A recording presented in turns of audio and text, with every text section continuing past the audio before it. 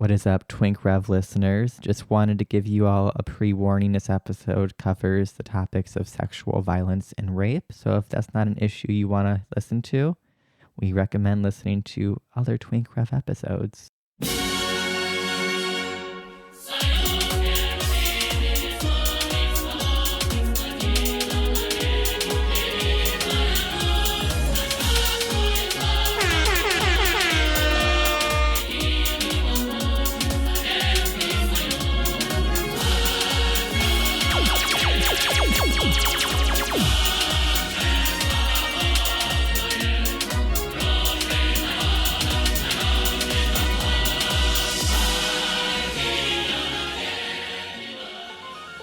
What is up, you guys? Welcome back to Twink Revolution. I'm Sam. And I'm Gian. And we're here for a very special guest. We're here with Esperanza. She's a Marxist, feminist, and involved with the transnational feminist org, Affirm.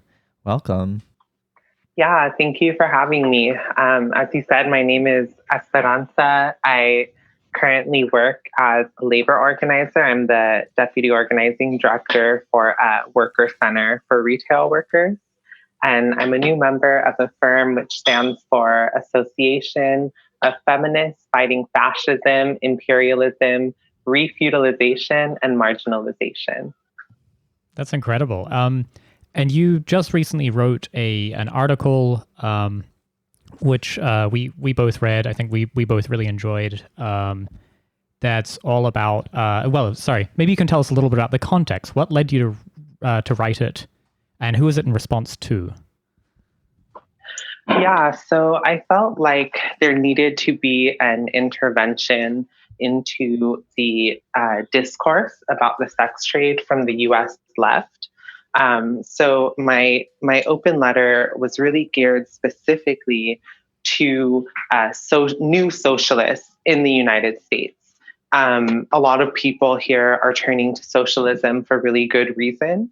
But I felt like the discourse around the sex trade, one, lacked an internationalist stance and analysis, and two, that it was becoming very idealistic, not based in a historical materialist analysis, and three, that it attempted to center the voices of certain people while silencing the voices of others, namely any survivor of the sex trade that might be critical of it. Yeah, I mean, you are a survivor of the sex trade. You speak with incredible force, and I mean, I must say, just with harrowing detail of what your experiences were in the sex trade, and I was really struck by what you said you were trying to accomplish by actually kind of spelling it out in that detail for people. Yeah. So, I mean, as a feminist, I can only theorize from the standpoint of my own experience. And, as a Marxist or as a revolutionary communist, knowledge has to flow back and forth between analysis and real world practice. And so a lot of what I experienced is the basis for my conclusion. So when I talk about the power struggle playing itself out over the woman's body, that was something that I experienced and thought of before I ever read theory. And then reading theory helped confirm what I already knew to be true and add more of a historical background to it. Yeah, you discussed the history, which a lot of it, I don't think even we knew. And you make the really good quote. It's the right of the subordinated classes of men to buy access to women's bodies has been used historically to break class solidarity in order to maintain the dominant social relations of the time. Can you kind of expand beyond that? Like, how does it shatter class solidarity? Yeah, so, Silvia Federici laid a lot of the groundwork for that body of scholarship to show how during feudalism, the feudal lords would, proliferate prostitution among the subordinated classes as a reactionary tool to stop their revolution and their revolutionary organizing. But I think when we look at it today, You know, one thing I see, especially with straight men, these can be men of color, men from the same class, but sometimes they have this sort of false consciousness that leads to a false sense of solidarity with heterosexual men of higher classes that, quite frankly, would drop them in a second, right? But they have this sort of false solidarity with them based on this sort of like heteromasculinity that they share. And I think that prostitution is one of the institutions that you really look at it and you say, if rich men weren't allowed to have access to the bodies of, whatever classes of women or, other types of people they wanted, then the rest of you wouldn't have that right either. They have the first right to it. They get the people that they want. And the ones left over are to be shared among, the rest of, the men in society. Right. Yeah. Being in San Francisco for us, I mean, I've met a few gay, wealthier men who've been like, oh, I paid for sex in like Europe and like the Czech Republic and stuff. And no one seemed to care. And I was like, well, this seems very sketchy. I don't know how to articulate at this point because I wasn't a Marxist or into class politics yet. But I think you're totally correct that it's kind of destroying the solidarity and really, in the end, like they don't really care about the working class people in these situations.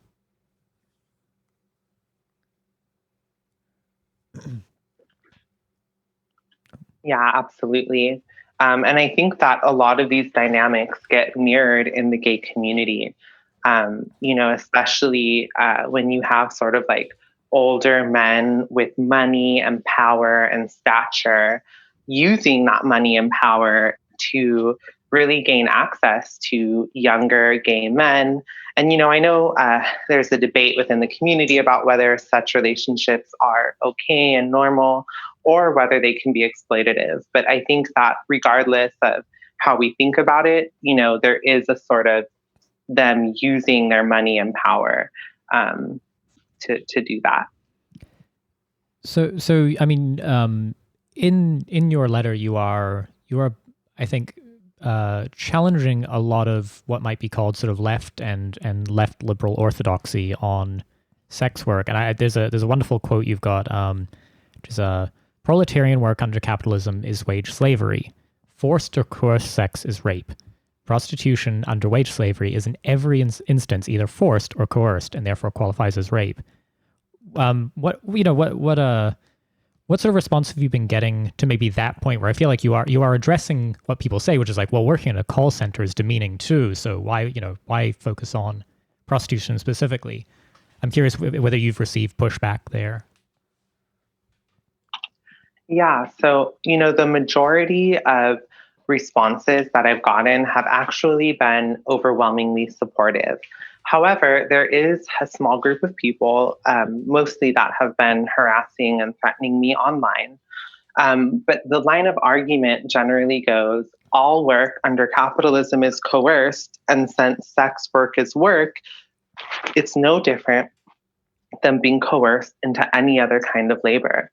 I mentioned Sylvia Federici earlier in Caliban and the Witch, laying a lot of the groundwork for the scholarship on, prostitution and the subordination of women's bodies during feudalism. But in Beyond the Periphery of the Skin, one of her newer books, she asked the question of whether or not prostitution is more degrading than any other kind of work. And she says it's not.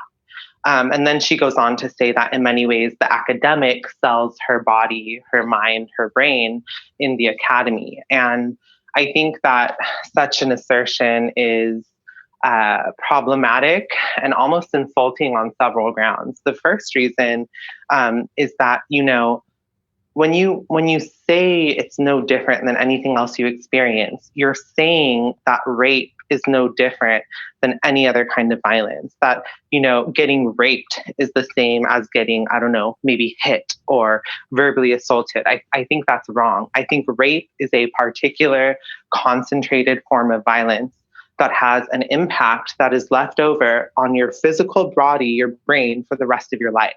And I think that we cannot conflate rape with other forms of violence. I think that is a huge error.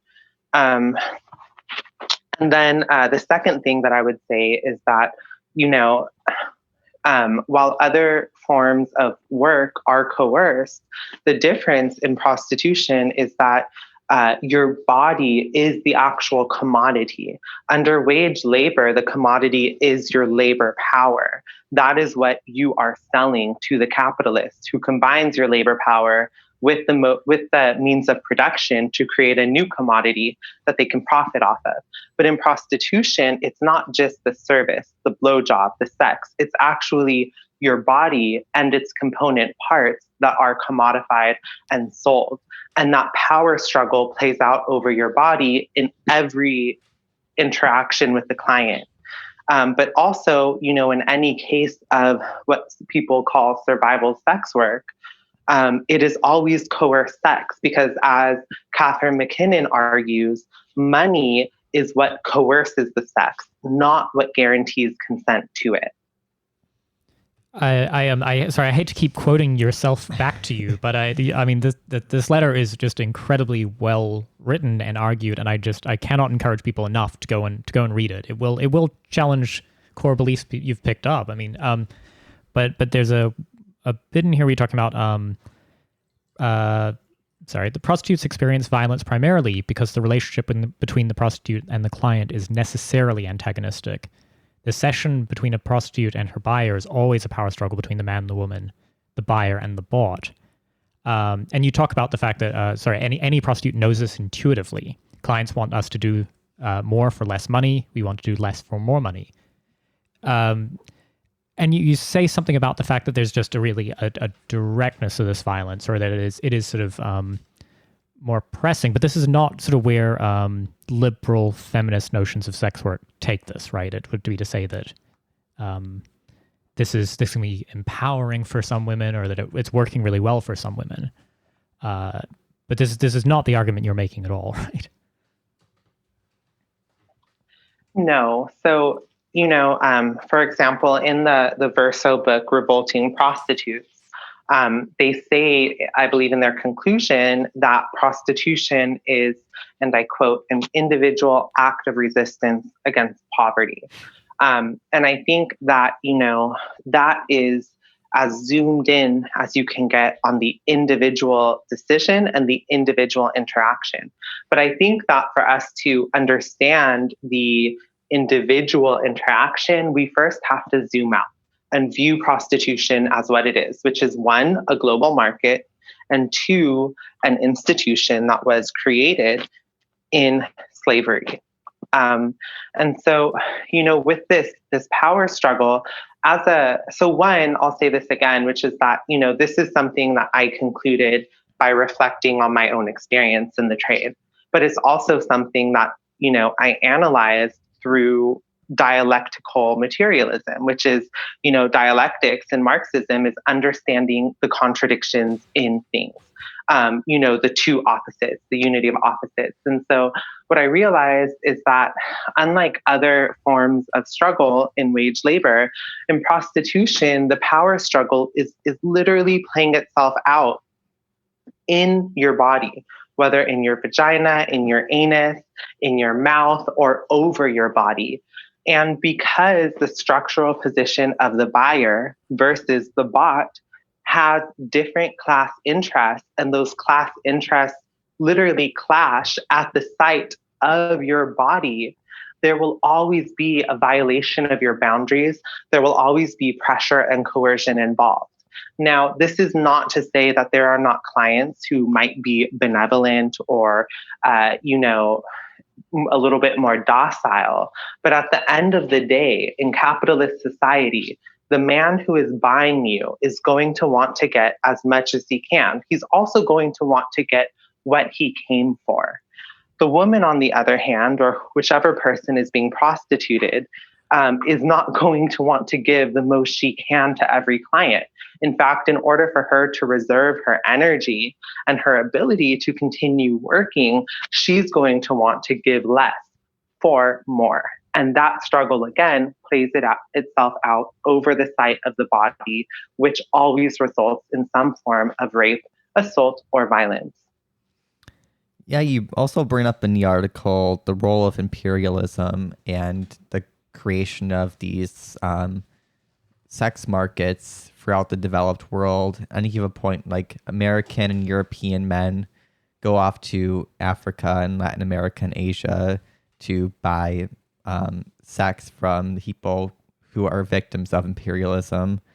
I think most of the American left kind of ignores this attribute, and so they focus on the high-end sex workers in this, like in the U.S., while ignoring the plights of the global South victims. Like, yeah.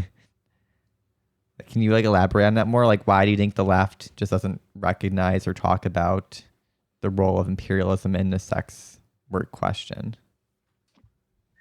Yeah, so I mean, I think that Mike Davis, in his interview on coronavirus with Jacobin, when the shutdown started happening, one of his critiques of the left in general in the U.S. is that we are not internationalists. Even the sort of social democrat like advocacy of Medicare for all lacks an international element. If you compare the Green New Deal that came out of the US versus even the Green New Deal that came out of the UK, our Green New Deal lacks an internationalist component.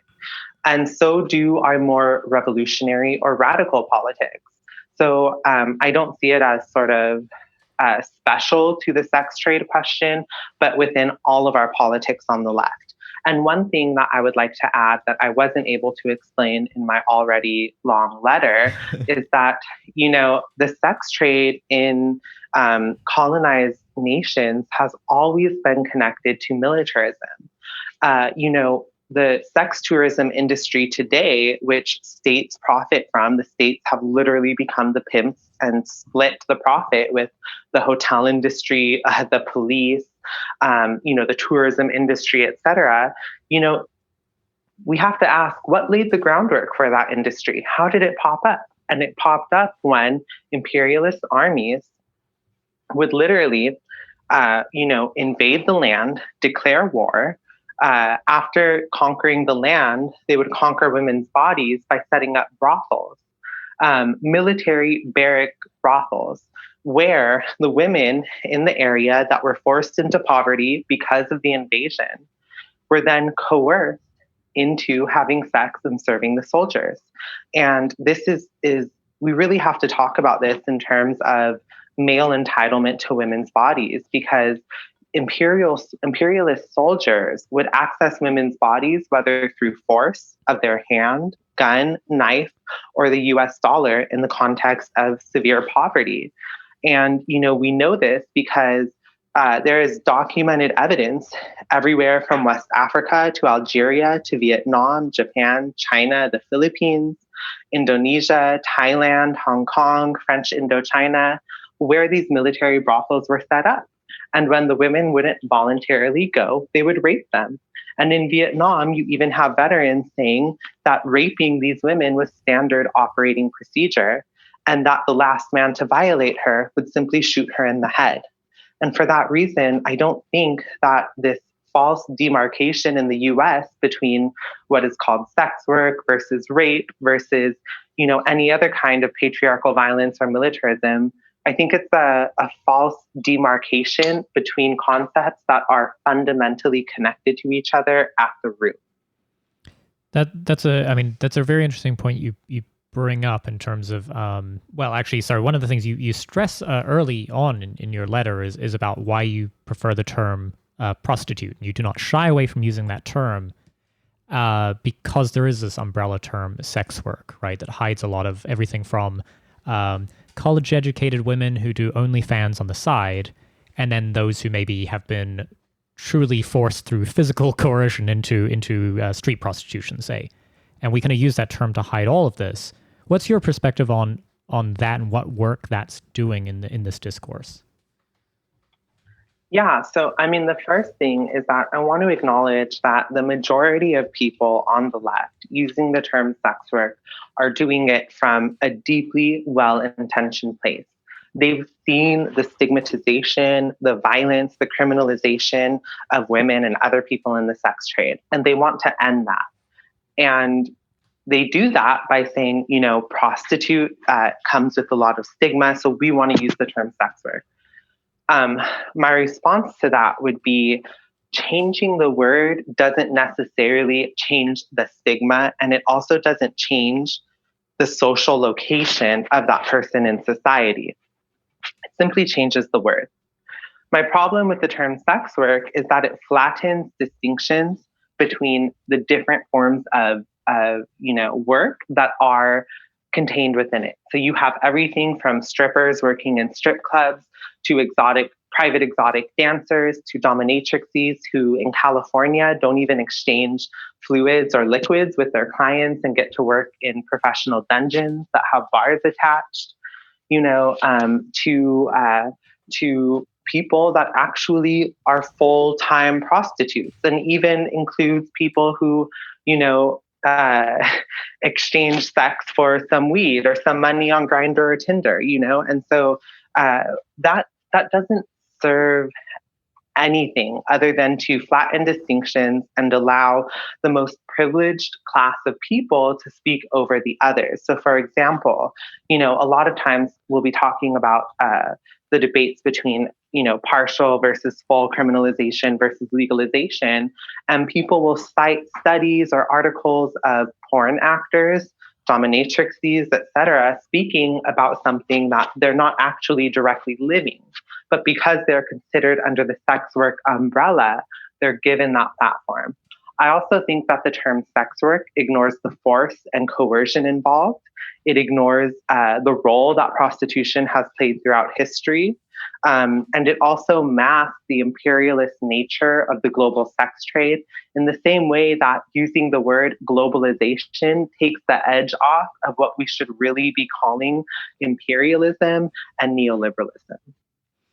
You talk about or you cite the case in Canada and the Supreme Court ruling there that ruled that criminalization of pimps and buyers was unconstitutional, as being a kind of the petty bourgeoisie versus the proletarian kind of prostitutes, right? In these cases, could you say a little more about that distinction?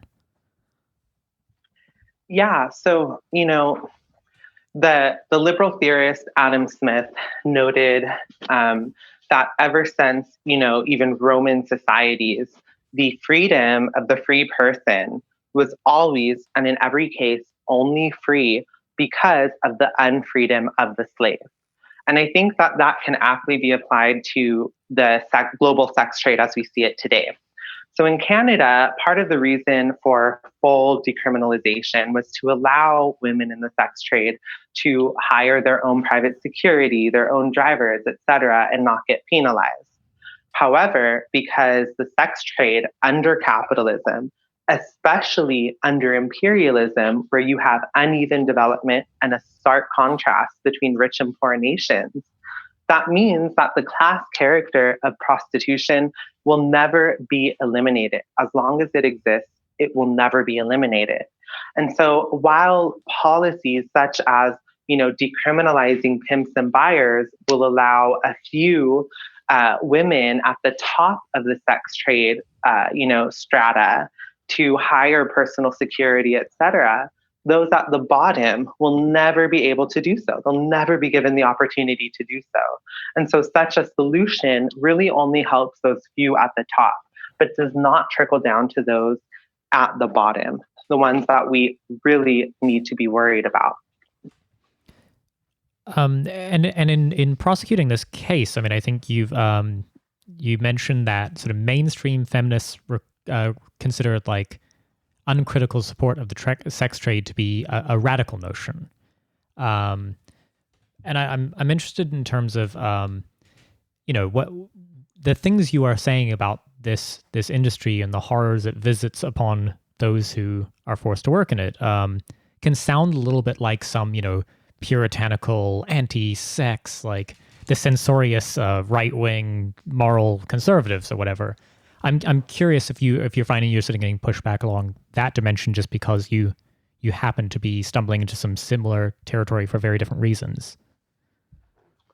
Absolutely. So, I find myself to be very separated from both sides of this argument, because on one hand, those that critique the sex trade are either radical feminists, many of whom I admire, although many of whom also have incorrect uh, ideas about trans women, etc. Or, there are Christians who critique the sex trade from a moral standpoint, which is always going to be hypocritical because, the four major religions of today are based on the values of slave societies that were reified, through feudalism, the divine right of the king, the monarch. They're always going to be hypocritical. Versus the other side, which in my opinion is deeply influenced by postmodernism and by liberal and specifically neoliberal ideology. And so I find myself in the middle of both of those sides. Some people might read my argument and without giving it a good faith reading might create a straw man in their heads and assume that I'm critiquing the sex trade from a moral position or from the right. And I actually disagree with critiquing the sex trade from the right. I think we need to critique it from the left. And that's why I avoided a moral argument in my piece. And I tried to keep it to an argument based on historical materialism, based on an analysis of imperialism and how it affects women across the globe, and based on an argument of political economy. Yeah, so from my experience looking into the sex work or prostitution debate online, it seems like the left has given up the discourse often to a source of radical feminists, but they also, I've noticed, a theme of trans exclusion from their feminism. Have you noticed this trend? Like, how do you maneuver through this like minefield of like all these groups who don't really agree with you? Yeah, so, oddly, since I've published the letter, it's actually not only broken open a discourse among the socialist left, but also among who we would call trans exclusionary radical feminists. And I think that discourse has actually been able to sort of move some of them on their positions on transgender women. So one thing I want to say is that, they have hegemony over the issue of the sex trade only because revolutionary communists and other leftists who can critique the sex trade from the left have largely retreated from this issue. However, they have not. And I think that's a mistake because there is a lot to critique the sex trade on from the left. But by retreating on that issue, we allow them to maintain the hegemony in that discourse. And so, when I look at certain researchers who are considered TERFs, one thing that I think is important is to acknowledge that, someone's analysis can be correct, but their conclusions can be wrong. So one of the foremost prominent researchers on what are called child sex abuse dolls, which are, sex dolls that are modeled after children, and are used by, pedophiles. The person who does that research is who we would call a TERF. Now, I try not to moralize about it. My opinion is that she has an incorrect understanding of gender, an analysis of the category woman that is not based in materialism, but instead biological essentialism. But simply because she has an incorrect analysis of gender does not mean that I should throw away her entire body of evidence that she's collected throughout her career. Instead, I should appraise each argument she's making, give it a good faith critique, and synthesize it into what I believe is a more correct analysis. That's unfortunately, I think an increasingly rare position on the left on any subject, especially one which speaks so deeply to the actual humanity of people. So I think we certainly applaud your the clarity of thought you've shown in this letter here. I mean, it is truly amazing. I'm curious about some of the solutions you move into, but maybe just to speak on the point of reform, because I think you make a really clear argument about why this is not a reformable institution in your view. Yeah, so I think the first thing is that the contradiction between the buyer and the bought is always and in every instance antagonistic. You cannot make that contradiction non-antagonistic by decriminalizing pimps and buyers. I think in the end, what ends up happening, what we've seen is that countries that either do full decriminalization or legalization actually end up seeing a higher rates of actual sex trafficking. And in many cases, there are women in the sex trade who, after pimps and buyers have been decriminalized or legalized, have said, I thought it was going to change the dynamics, but it hasn't changed the dynamics because the client is still the one with the money. And I think that says something about, decriminalizing pimps and buyers does not change the vertical relations of power between the man and the prostituted woman. And as long as those vertical relations of power exist and play itself out over the person's body, violence will always be a part of the sex trade.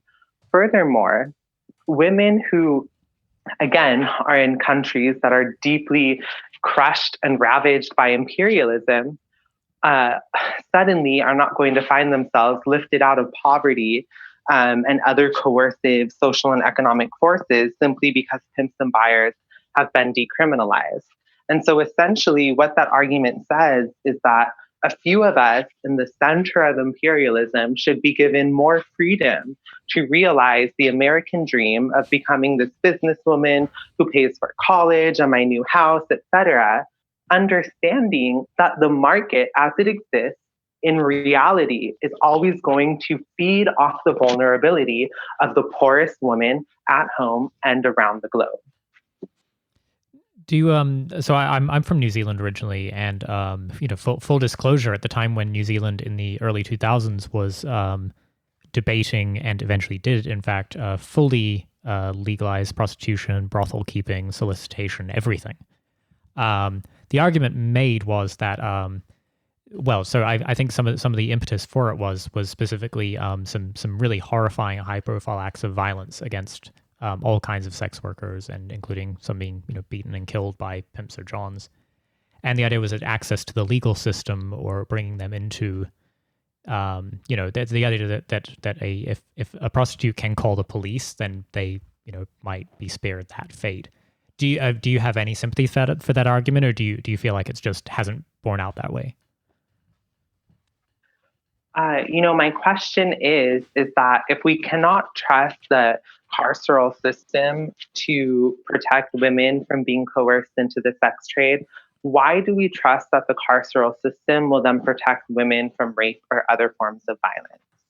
That is my question. And so, I was just reviewing this peer-reviewed study that came out in 2019 about decriminalization in New Zealand.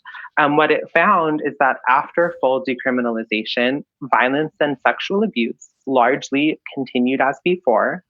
The majority of sex workers surveyed felt that the law could do little about that violence, that it is an inevitable element of the sex trade, and that over a third of women interviewed post-decriminalization reported that they still had been coerced.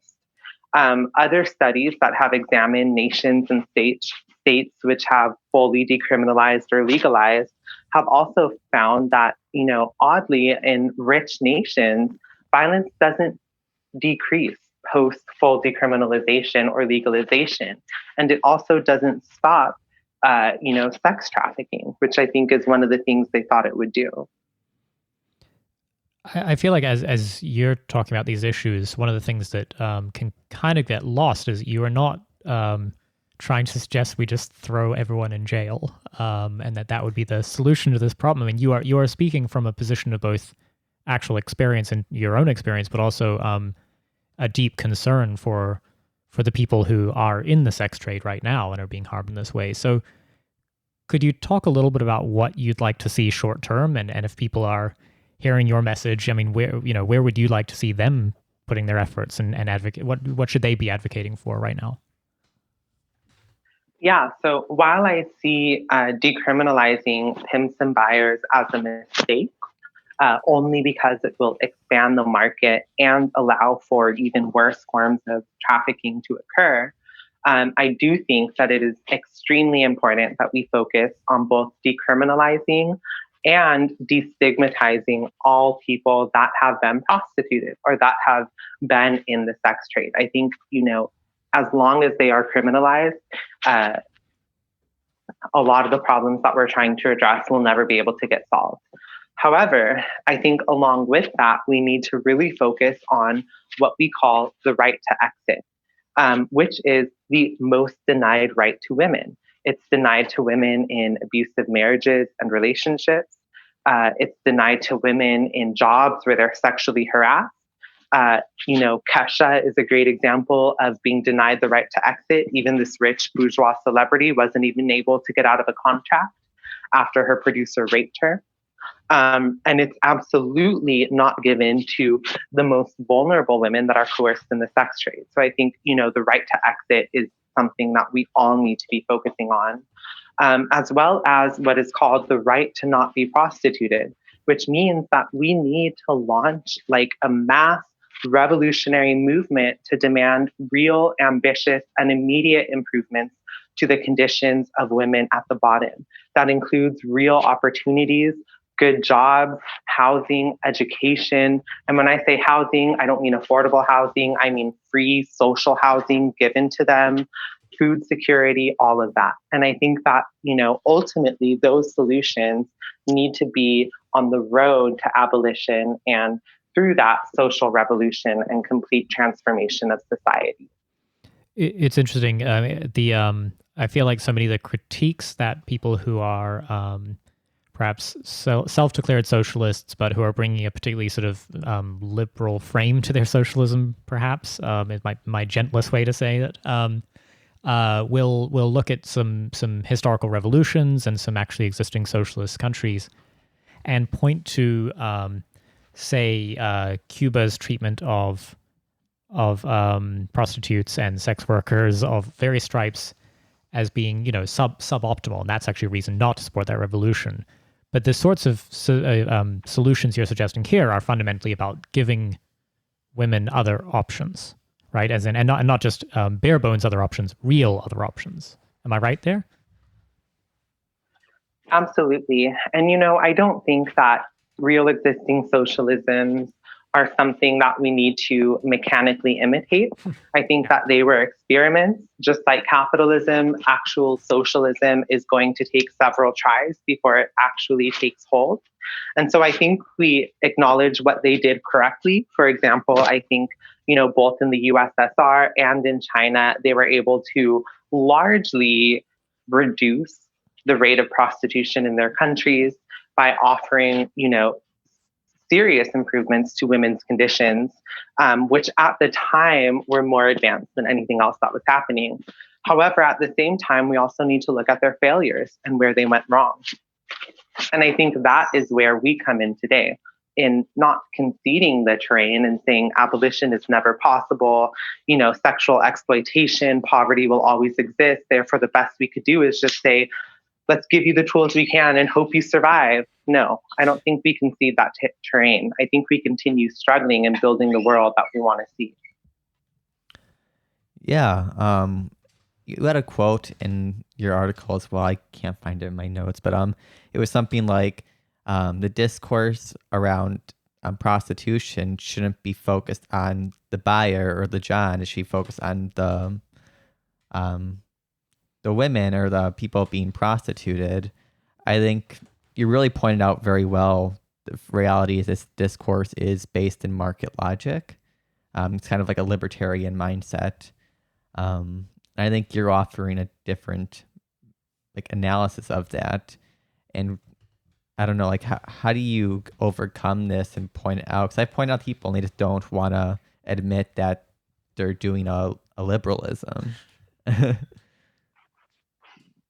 Yeah, I mean, nobody wants to admit that they might be falling into to liberalism, especially on the left, where it's like such a bad term nowadays, you know. But I mean, you know, then you also have Warren supporters saying that, you know, I'm not liberal, you know, which I think is just, I think we could all have a little laugh at that. But you know, to the first part of what you said, the reason why I stated that is because in that letter they were saying that, you know, the Johns receive healing from prostitution and that it's therapy for them.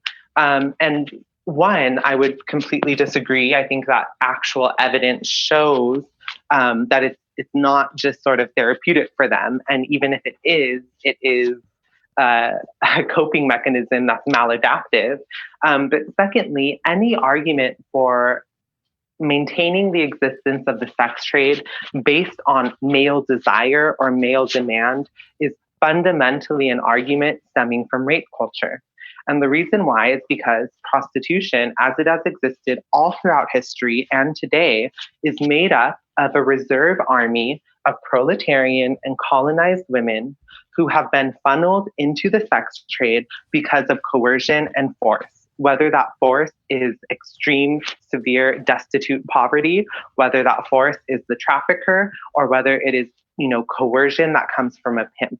And so when you argue that it's socially necessary to have this reserve army of women, you're arguing that regardless of what other hopes or ambitions or dreams they have for their lives, that there needs to be this reserve army. And I think that's just insidious and it's completely rape culture. But in terms of how we battle liberalism, I mean, I think that's where we need to handle, you know, contradictions among the people in a dialectical way, you know? So people have really good intentions. They want to help people in the sex trade. They want to destigmatize them. And that is great. However, I think we need to not be afraid to wage ideological struggle over these issues and to critique it from the left. And ultimately, we will become the new historical bloc that has hegemony over this conversation of the sex trade. We'll correct the incorrect ideas that radical feminists have about trans women and gender, but we'll also correct the liberalism and the opportunism that's coming from people who say they're socialists today. And, you know, gloss over all of the real violence and coercion and force in the industry. And I think we do that through ideological struggle, but in a dialectical way that, you know, doesn't just sort of push people out because we believe they're wrong, but engages with them through conversation, debate, and practice. Yeah, on the left lib discourse, it seems like at the top of their pyramid of most supported voices, often like the Black trans sex worker woman, or like Latina woman or POC woman. And you even saw like Warren and Kamala Harris like kind of take on some of this during their 2020 campaign. But they so often seem to never actually have any like real people that they're talking about. It's often this romanticized sort of abstractions of people, right? Not actual people. Fetishization of like this concept. I mean, even Poe is like the show about Black trans women in New York, many of whom were prostitutes. It kind of brushes over a lot of the harsh realities. How do you grapple with that? I mean, I knew you reached out to us and we were very happy to, because like it's very hard to find a person who's like experienced all of this without like, but also not given a massive platform that high-end sex workers are given. Yeah, so I mean, one is that I'll say I've had several editors, well, not several, but a few editors, you know, come to me and say, hey, like your piece really convinced me, but it's actually too controversial to publish. And I think that is just so sad, you know. So I think there are a few things going on. The first is that, you know, like listen to the most vulnerable, center the most vulnerable. You know, a lot of these ideas that come out of this liberal conception of intersectionality really are sort of paradoxical. It's not, we'll listen, it presents the groups as a monolith, right? Like trans women of color, Latina trans women, Black trans women have opinions all across the spectrum, So it's not just, listen to the most vulnerable. I mean, that's class essentialism or identity essentialism, assuming that just because of who they are, they have the same ideas, or that their ideas are somehow developed to a revolutionary level. I think that, I think it's What Is to Be Done, Lenin warns against this sort of like brute economism, where we just sort of essentialize the position of a worker and believe that because they're a worker, they're automatically imbued with revolutionary consciousness. But no, that needs to be developed, right? That's why even feminists used to use consciousness raising, because it wasn't enough just to be a woman. You had to raise your consciousness to a feminist level, a revolutionary level. So I think, one, we need to not be afraid to critique that notion of center the most vulnerable, listen to the most vulnerable, and really, problematize that. And then the second thing is that, a lot of people that are experiencing the worst of the sex trade don't have the ability to speak up. I mean, I love writing, as you could tell by, the extremely long letter I wrote one night in a rage. But, when I was in the sex trade, I was so cloudy. My head was just not there. I was dissociating, which is extremely common to women in the sex trade with every client. I was using, I was high all the time, needing to be intoxicated, dealing with severe depression, anxiety, and I was just trying to survive day by day. I wasn't able to write. I wasn't able to speak up. And so when people say, oh, you're not a current so-called sex worker, therefore you can't speak on it, I think they forget that we're speaking on it when we survived it, because we weren't able to speak on it when we were in it. And then the last thing I'll say is that the fact that, trans women's identities have become so conflated and intertwined with prostitution is a huge problem. We are not naturally prostitutes. We were not prostitutes before colonization. Prostitution happened to trans women. It happened to trans women because we've been expelled from every institution in social life: housing, education, employment, even social support. We've been expelled from it. And this has been the only thing that we have left. But we've turned something that happened to us into something that is internal to us. And I think that is a mistake. So in the letter, you talk a little bit about how, right to exit, the many structural barriers to that right to exit for so many women. I'm curious about you personally. I mean, you allude to it being incredibly hard for you to leave the sex trade, to get out of it. And that you experienced a lot of homelessness as a result. Are you willing to share a little bit about sort of what that journey was like? How is your life now? I mean, yeah. So I mean, I did I share with you in the beginning how I actually got into the sex trade?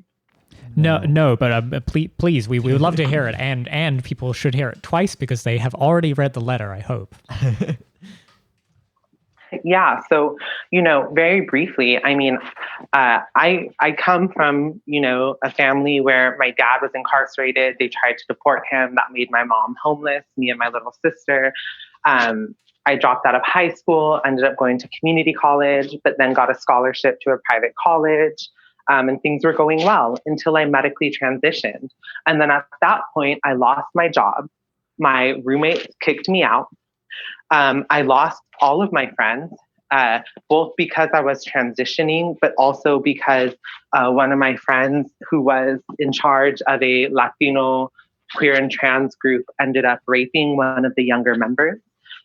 So that caused this huge division. So I was just completely separated from all support, homeless and jobless. That's how I got into prostitution. So when people say it's not rape, I'm like, do you understand? Like, I felt Like I was dissociating when I would kneel down in front of a client because I wanted to live a normal life. I wanted to be like a normal girl, to have a boyfriend, to work a job, to have friends at my job, but I couldn't because that was the only thing I had left at that moment. And the longer I was in it, the harder it was to leave, both externally because of, our economy, et cetera, but also internally because of how hard it is mentally. And so, after being raped, like literally several times, everything from small incidents of, clients thinking that they're slick and taking off the condom and putting it back in you, like you won't notice, to actually being date raped and drugged, to what I describe in my letter of the most brutal time that I've ever been raped, which was the last time. And, I couldn't do it anymore. I couldn't do it. But my mom was misdiagnosed with cancer, and I had no other place to go. I couldn't go back to my family's home because my uncle is extremely unstable. And the last time I saw him, he actually attacked me with a weapon and ended up beating my mom. It was really just horrific. So I didn't have the right to exit. I didn't have the right to just pack up and leave and say, no, I want to do something different. And that's why I think like this, what we call the right to exit needs to be at the center, at the top of everything that we do. And the fact that it's being downplayed by groups as like victimizing prostituted women, as being a white savior, Christian savior, I think is just insidious. It's ludicrous because the right to exit is the most denied right to women. When I was attempting to find a homeless shelter after I just couldn't do it anymore and I had to give it up, I was told that because I didn't have children, it would take me 12 months on a waiting list to get into a shelter. Oh. And guess what? If I did have children, it would take 6 to 9 months. Could you believe that? That was my life. So I ended up, being in Union Station in Los Angeles until 3 a.m. when they kick you out, trying to keep myself safe, sleeping in people's cars, like just really, really bad. And that's why for me, the right to exit needs to be at the center of any conversation about the sex trade. Yeah, no, it is a powerful and harrowing story, but it's not an unusual one, sadly, right? I mean, this happens every day. And so, I mean, are there, you're obviously part of an organization now. Are there other sort of organizations that you think are speaking with clarity and force on this issue that people should be looking at and helping to support the work of? Within the United States, I'm not sure that I have an example of another organization that's really organizing from this perspective.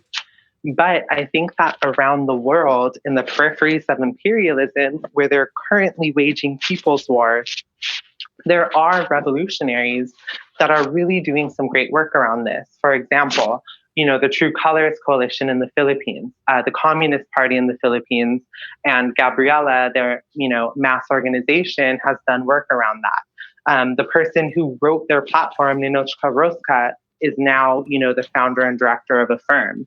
Revolutionaries from India, other places are doing this work, and I think we have more to learn when we look at them and their struggle than we do from simply looking at the landscape within the U.S.